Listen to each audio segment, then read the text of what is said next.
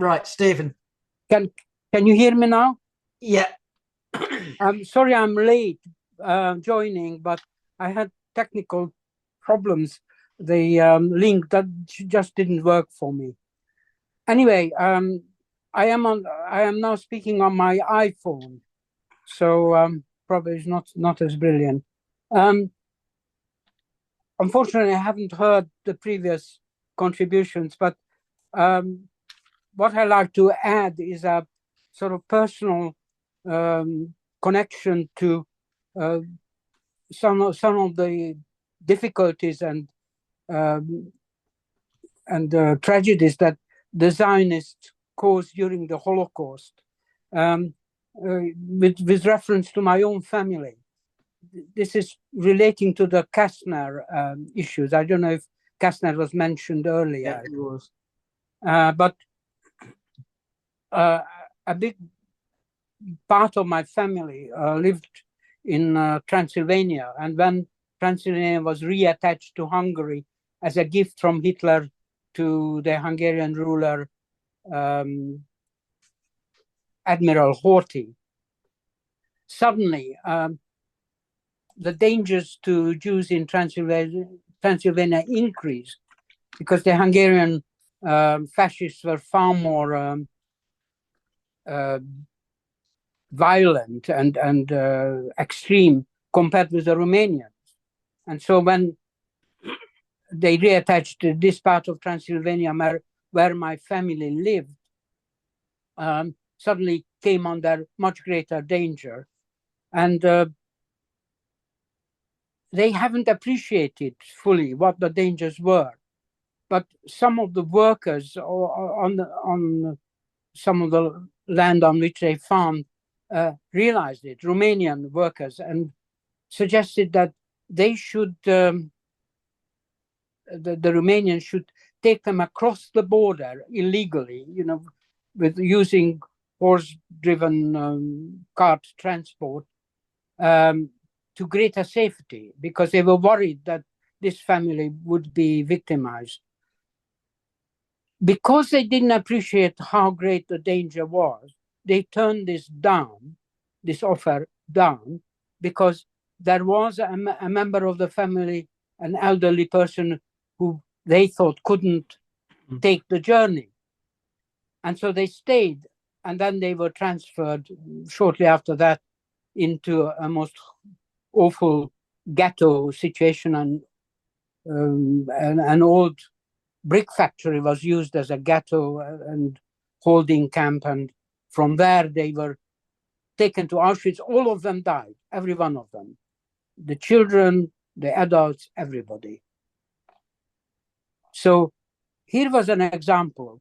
If Kastner had not had back the information about the acute dangers, they probably would have accepted, even with the difficulty to the elderly person, they still would have accepted the escape route. So that was one kind of brush with Kastner that we had as a family. And the other one was my father and uncles were on the last stages of the Kastner transport.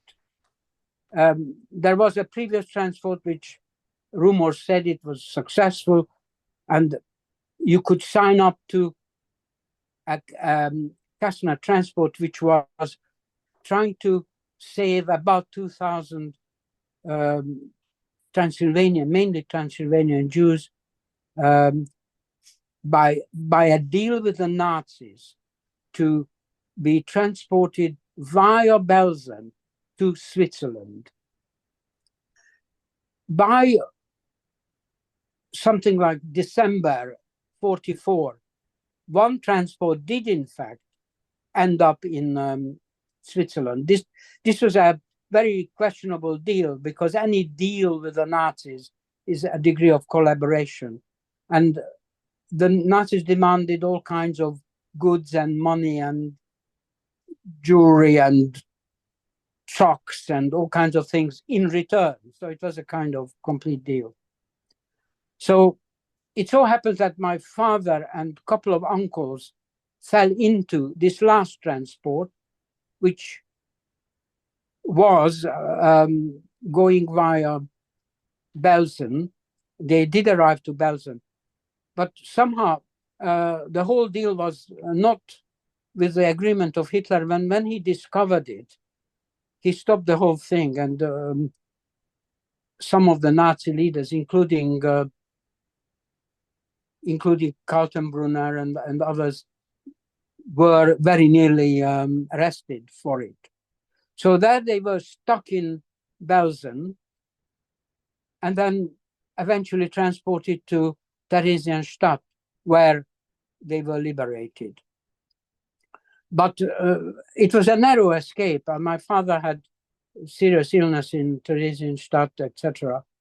So there is, on the one hand,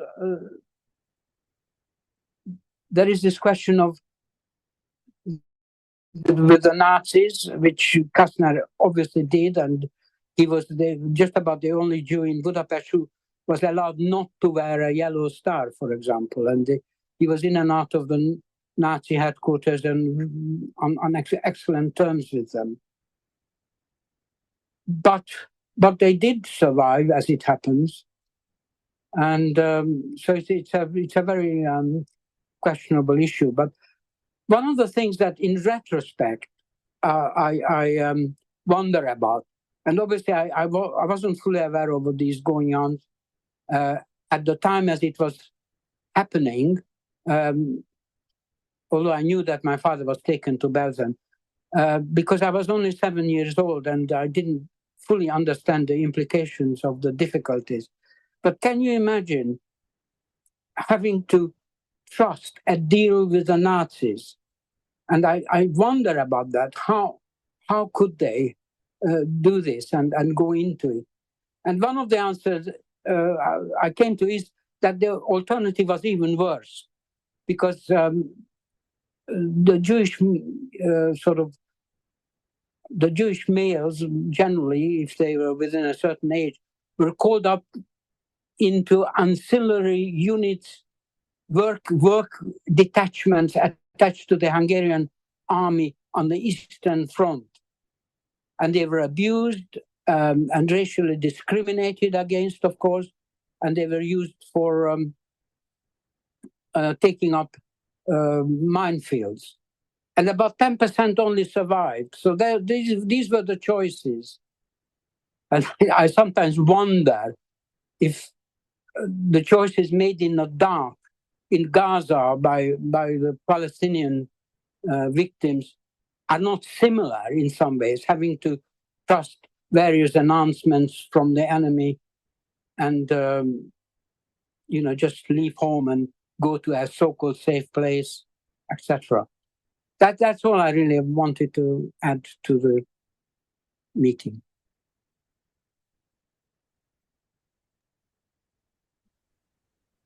I'm going to just come in briefly here to say thank you to you, Steve, and I'm sorry I wasn't here when you arrived. I hope you had a suitable introduction. It's good to see you again.